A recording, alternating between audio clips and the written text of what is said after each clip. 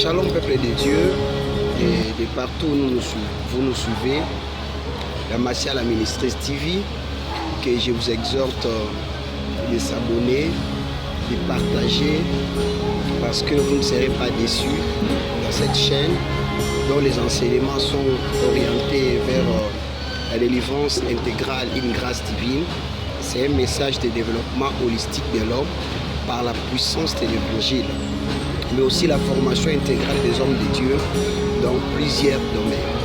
Donc il y a des enseignements, des prédications qui sont travaillés avec la grâce, la petite grâce que nous avons reçue de Dieu, mais aussi des autres pour bénir les peuples de Dieu.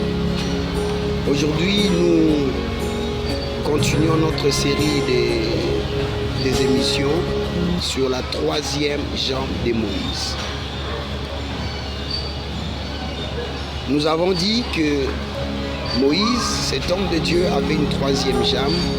Et dans les trois premières séries, on a parlé de cette jambe-là, comme dit dans l'Écriture. Aujourd'hui, nous allons nous baser sur un texte, Exode chapitre 17, versets 12 à 14. Exode 17, 12 à 14. Oui, comme vous l'avez lu aussi dans vos Bibles, il y avait un combat avec les Amalécites. Les Amalécites se sont ligués pour faire un combat à Israël. Moïse, Aaron et Hir montèrent sur la montagne, tandis que Josué et les hommes de guerre descendirent dans la vallée pour faire la guerre. Donc, le succès de Moïse, de Josué à la vallée, dépendait de la prière de Moïse sur la cime des montagnes. Il y avait une liaison directe entre la montagne et la vallée. Quand Moïse élevait les mains, Josué avançait. Et quand il baissait ses mains, Josué ne pouvait résister. Malgré qu'il avait les mêmes dieux, le même prophète, les mêmes promesses, mais si les mains de Moïse baissent, Josué était en train de reculer. Donc, Moïse, avec ceux qui étaient à la montagne, ont compris cela, que malgré la force, les noms de l'Éternel, si les mains de Moïse baissent, l'ennemi avançait. L'ennemi avait l'avantage par rapport au peuple de Dieu.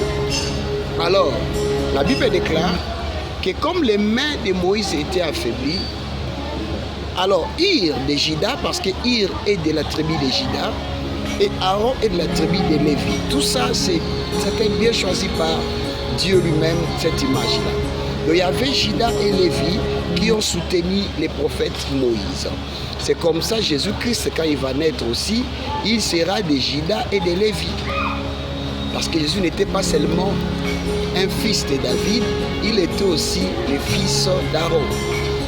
Vous le savez très bien comme moi que Jésus tire sa lignée de sa mère Marie.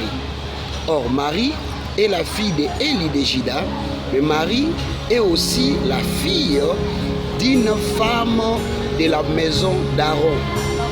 Souvenez-vous, l'ange dit à Marie d'aller voir sa cousine Élisabeth qui a conçu dans sa vieillesse. Or, Élisabeth, comme son mari, sont de la famille des sacrificateurs de la classe d'Abia. Donc Jésus et Jean sont des sacrificateurs de la classe d'Abia. Donc Jésus en lui-même, il y avait Juda et Hir, et plutôt Juda et Lévi.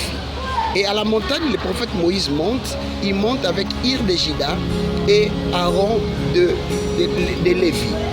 Ces deux hommes, les sacrificateurs, qui apportent les sacerdoces victorieuses, devaient réunir les deux offices, roi sacrificateur.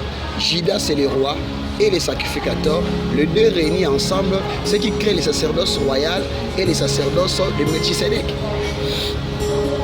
Il y avait une offrande à donner à Dieu et une victoire à remporter sur les diables et ses principautés. Nous voyons que Moïse avait deux pieds sur terre. Et une troisième a été placée, mais ce n'était plus le bâton. La troisième jambe qu'on a placée ici, c'était la pierre. Donc, Quand ils sont montés, Moïse se tenait sur 2 jambes. Mais quand le peuple a commencé à reculer, parce que les mains de Moïse se sont affaiblies, Hur et Aaron ont apporté une pierre. Donc cela veut dire que Moïse avait à ce moment-là 3 jambes d'appui. Ces 2 jambes et la pierre.